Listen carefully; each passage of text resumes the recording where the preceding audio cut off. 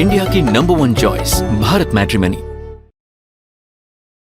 Iran के Tehran प्रांत में धमाके हुए।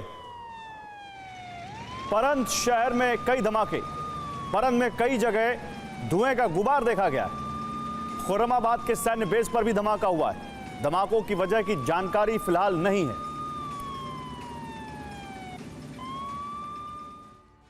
तो विशाल एयरक्राफ्ट कैरियर अमेरिकी नेवी की शक्ति का प्रतीक है। इन्हीं कैरियर के दम पर अमेरिका दुनिया के किसी भी कोने में किसी भी देश पर हमले का दम भरता है और ईरान की घेराबंदी में भी इनका बड़ा रोल है।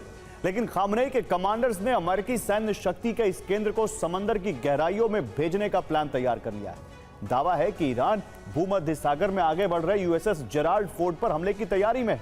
लाल सागर में पहुंचने से पहले इस पर हमला हो सकता है। आखिर कैसे ईरान अमेरिका के इस सबसे बड़े एयरक्राफ्ट कैरियर को डुबाने की तैयारी कर रहा है?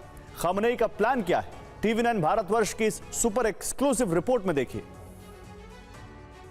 दावा है कि ईरान ने अमेरिकी सेना को बैकफुट पर लाने के लिए बड़ा प्लान तैयार किया है। ईरान के टारगेट पर यूएसएस जेराल्ड फोर्ड। इस प्लान में ईरान के साथ हिजबुल्लाह भी शामिल। दरअसल हाल ही में ईरान के टॉप कमांडर लेबनान दौरे पर गए थे, जहां उन्होंने हिजबुल्लाह कमांडर्स के साथ सीक्रेट बैठक की थी। हिजबुल्लाह को ताकतवर बनाने के लिए हथियार की सप्लाई शुरू करने पर बात हुई। साथ ही अमेरिका इजराइल से जंग को लेकर ब्लूप्रिंट तैयार किएगा। बैठक के बाद हिजबुल्लाह को तेहरान से सीधी कमांड भेजी जा रही है। दावा है कि ईरान हिजबुल्लाह के जरिए भूमध्य सागर में जेराल्ड पर स्ट्राइक करवा सकता है। और यूएसएस जेराल्ड जिब्राल्टर स्ट्रेट के पास से होते हुए भूमध्य सागर की तरफ बढ़ रहा है, जहां से वो सुएज कैनाल के रास्ते लाल सागर में पहुंचेगा। लेकिन इससे पहले ही ईरान का प्लान यूएसएस जेराल्ड पर हमले का है। ईरान की तैयारी सुएज कैनाल में एंट्री से पहले जेराल्ड पर हमले की है। सुएज कैनाल से लेबनान की दूरी करीब 350 किलोमीटर है। यहीं पर हिजबुल्लाह यूएसएस जेराल्ड पर हमला कर सकता है ताकि अमेरिका के सबसे बड़े युद्धपोत को नुकसान पहुंचाया जा सके।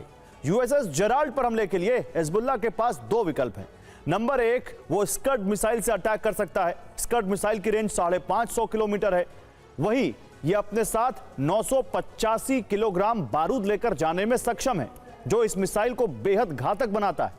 हिजबुल्लाह के पास दूसरा विकल्प याखूत एंटी शिप मिसाइल है, जिसकी रेंज 350 किलोमीटर है।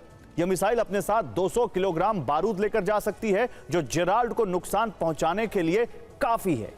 दावा है कि जिनेवा वार्ता के दौरान अमेरिका ने एक सीक्रेट पत्र आरागची को भिजवाया था। ये पत्र मध्यस्थ ओमान के जरिए ही भेजा गया था।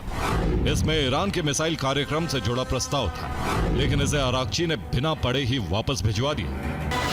यूएसएस जेराल्ड बीते 11 महीने से ऑपरेशन पर है।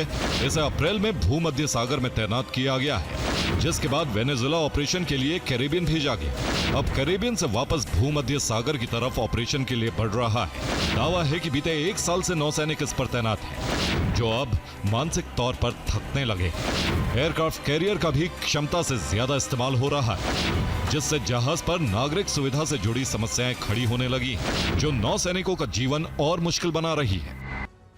आईआरजीसी अमेरिका से लंबी जंग की तैयारी कर रहा है। ऐसे में जरूरी है अपने कमांडर्स को सुरक्षित रखना, जिसके लिए आईआरजीसी ने अपनी बैठकों की जगह बदल दी है। आईआरजीसी कमांडर नागरिक प्रतिष्ठानों में सीक्रेट बैठकें कर रहे हैं, जैसे स्कूल, अस्पताल और स्पोर्ट्स कॉम्प्लेक्स, ताकि अमेरिका यहां सीधा मिसाइल हमला ना कर सके। इसके अलावा ईरान में बड़े नेताओं और सैन्य अधिकारियों को अलग अलग जगहों पर शिफ्ट किया गया है। इन्हें देश के अलग अलग हिस्सों में मौजूद हाई सिक्योरिटी इलाकों में भेजा जा रहा है, ताकि अमेरिकी सेना एक जगह या एक शहर को टारगेट कर सरकार और सेना को बड़ा नुकसान न पहुंचा सके।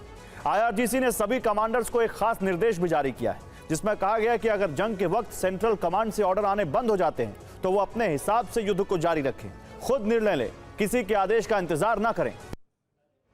इंडिया की नंबर 1 चॉइस भारत मैट्रिमनी।